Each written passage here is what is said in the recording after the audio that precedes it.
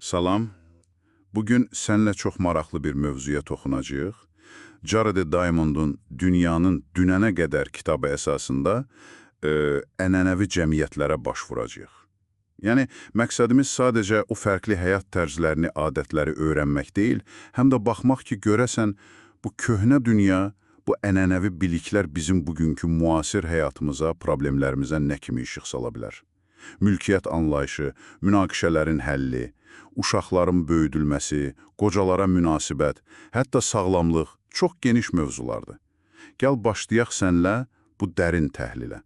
Bəli, çox doğru. Əsas məqam odur ki, bu cəmiyyətlər, yəni minliklər ərzində formalaşıb, sınaqlardan çıxıb, bizim üçün bəlkə də qəribə görünən, amma əslində çox məntiqli, effektiv həyat strategiyaları var ortada.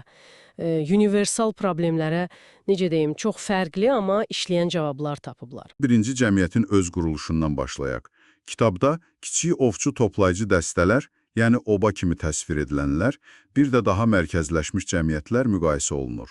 Məsələn, Kalaharda yaşayan Kung xalqında torpaq sərhədləri demək olar ki, yox kimidir. Çox qeyri-müəyyən, elə bil hamınındır. Çox maraqlıdır o. Amma məsələn, Şoşonilərdə müəyyən ərazilərə, deyək ki, şam qozası yığılan meşəliklərə xüsusi sahibli anlayışı var imiş. Bəli. Bu, bizim bugünkü, necə deyim, xəritələrdə cızılmış dəqiq sərhədlərimizdən, o tapu sənəd anlayışımızdan köklü şəkildə fərqlənir. Əslində, kitabda da vurğulanır ki, mülkiyyətə, torpağa münasibət birbaşa o insanların həyat tərzinə, yaşadıkları mühitə bağlıdır. Əgər köçərəsənsə, əkinçilik yoxdursa, sərt sərhədin nə mənası var ki? Məntiqlidir. Və bu, eyni zamanda sosial quruluşa da təsir edir. Daha az xüsusi mülkiyyət, yəni adətən daha az sosial təbəqələşmə demək olur. Yaxşı, bəs mülkiyyət belə fərqlidirsə, yəqin ki, münaqişələrə, dava-dalaşa da başqa cür yanaşırlar, elə deyilmi? Məni xüsusilə Yeni Gvineyadakı o təzminat sistemi çox düşündürdü. Yəni, biri o birinə zərər vuranda əsas məsələ günahkarı cəzalandırmaq yox. Elədir. Əsas məsələ zərərin əvəzini ödəməklə, maddi kompensasiya ilə münasibətləri bərpa etməkdir. Çünki kiçik cəmiyyətdir, sabah yenə üz-üzə gələcəklər, birlikdə yaşamalıdırlar, münasibətin davamlılığı daha önəmlidir. Bizim qərb hüquq sistemlərindən çox fərqlidir də. Orada cinayət, mülki hüquq ayrıdır, dövlət var, cəza var, çəkindirmək məqsədi var. Tamamilə. Qərbdə daha çox fərdin məsuliyyəti, qanunun pozulması və dövlətin cəzalandırma funksiyası önə çıxır. Hətta Dani xalqının o ritual müharibələri, qisas alma dövriyyələri də göstərir ki, kiçik qəbilə tipli cəmiyyətlərdə müharibə anlayışının özü belə bizimkindən fərqlidir. Yəni, məqsəd torpaq işğal etmək yox, bəzən sadəcə qisas almaq, status göstərmək ola bilir. Arxeoloji qazıntılar da bunu təsdiqləyir axı. Qədim istehkamlar, silahlar göstərir ki, münaqişə həmişə olub. Keçmişdə də olub. Bəs uşaq tərbiyəsi? Bu isə məncə lap başqa aləmdir. Kitabda müasir bizim BZD dediyimiz qərbi, təhsilli, zəngin, sənayeləşmiş, demokratik cəmiyyətlərin yanaşması ilə ənənəvi cəmiyyətlər arasında, necə deyim, uçurum var sanki. Çox kəskin fərqlər var. Ənənəvi cəmiyyətlərdə körpələri demək olar ki, heç vaxt tək qoymurlar. Daim kiminsə qucağındadır, ya ananın, ya başqasının, uzun müddət əmizdirirlər və o ebeveyn yarıları anlayışı, yəni təkcə ana-ata yox, nənə, baba, xala, bibi, qonşu, hamı uşağın böyüməsində iştirak edir. Bəli, bu uşağın sosiallaşmasına, emosional təhlükəsizlik hissinə əlbəttə ki, çox fərqli təsir göstərir.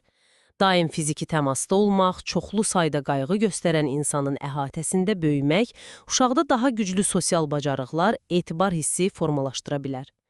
Bizdəki kimi hər şey steril, hər şey qrafiklə deyil. Bir də o sərbəstlik məsələsi var.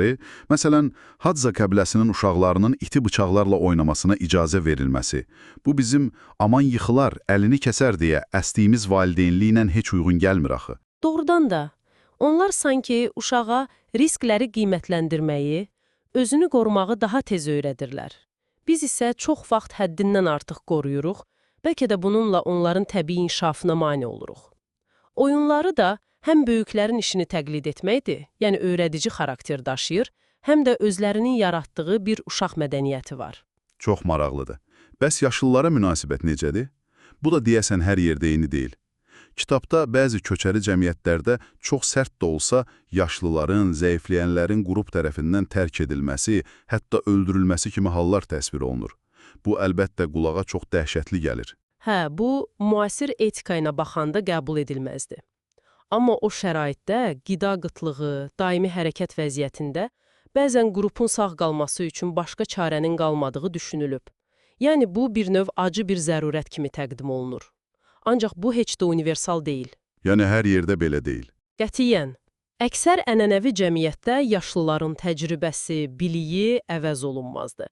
Məsələn, hansı bitki zəhərlidir, hansı yeyilir, qıtlıq olanda haradan su tapmaq olar və ya mürəkkəb qohumluq əlaqələrində, münaqişələrdə kim məsləhət verəcək? Məhz yaşlılar. Hətta Avstraliyadakı aranda yerlilərində ən yaxşı, ən qidalı yeməklərin məhz yaşlılara ayrılması kimi qaydalar var. Bu da onların dəyərini göstərir. Deməli, vəziyyətdən asılı olaraq çox dəyişir. Müasir dünyada isə tamam başqa mənzərədir. Ömür uzanıb, tibb inkişaf edib, amma yaşlıların o ənənəvi biliyinin dəyəri bəzən, necə deyim, texnologiyanın kölgəsində qalır. Bəli, sosial rolları çox dəyişib. İndi isə gələk sağlamlıq məsələsinə. Və burada fərqlər lap heyrətamizdir. Hə, o hissə məni də çox təəccübləndirdi. Yeni Qvineyanın, yəni o qərb təsirinə az məruz qalmış kənd yerlərində yaşayan insanlarda diabet, yüksək təzyiq, ürək xəstəlikləri kimi problemlər, bizim sivilizasiya xəstəlikləri dediyimiz şeylər demək olar ki, yox dərəcəsindədir. İnanılmazdır, elə deyilmi? Tamamilə. Mənbələr göstərir ki, bunun əsas səbəblərindən biri duz istehlakının çox aşağı olmasıdır. Onların pəhrizində duz demək olar ki, yoxdur və yüksək təzyiq problemində yoxdur. Bu əlaqə çox güclü görünür, amma əlbəttə fərdi səviyyədə bunu dəqiq ölçmək həmişə çətindir. Amma ümumi mənzərə aydındır da. Bəli, çünki qərbləşmənin təsiri ilə, yəni qida rasionu dəyişəndə hazır yeməklər, şəkər, duz artanda, fiziki aktivlik azalanda bu xəstəliklərin sürətli artdığını görürük. Nauru adası, Amerikadakı Pima yerliləri, Hindistandakı şəhər əhalisi, bunlar çox bariz nümunələrdir. Həyat tərzi birbaşa sağlamlığa təsir edir. Deməli, genetikadan çox həyat tərzidir əsas faktor. Böyük ölçüdə bəli. Amma burada bir paradoks da var. Bax, bu qərb həyat tərzini, bu pəhrizi əsasən Avropalılar yaradıb və dünyaya yayıb, amma Avropalıların özlərində, məsələn, diabetin yayılma səviyyəsi, deyək ki, Pima yerliləri ilə müqayisədə daha aşağıdır. Niyə? Bəlkə də bu, miniliklər ərzində bu cür qidalanmaya qarşı bir növ genetik adaptasiya ilə bağlıdır.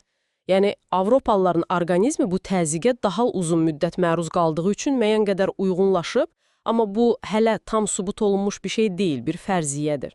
Çox maraqlı bir fərziyyədir.